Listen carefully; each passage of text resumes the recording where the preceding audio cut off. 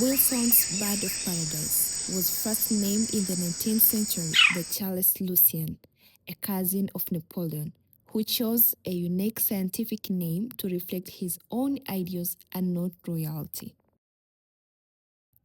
Its scientific name is Diphyllodes respublica, live in the rainforest of Indonesia in Waigo Island.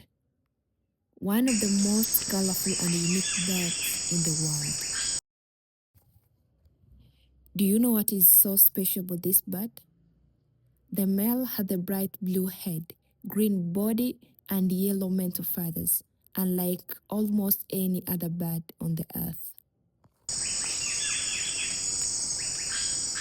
Males create small display coats on the forest floor and perform elaborate dance to attract females, making them a favorite for nature filmmakers.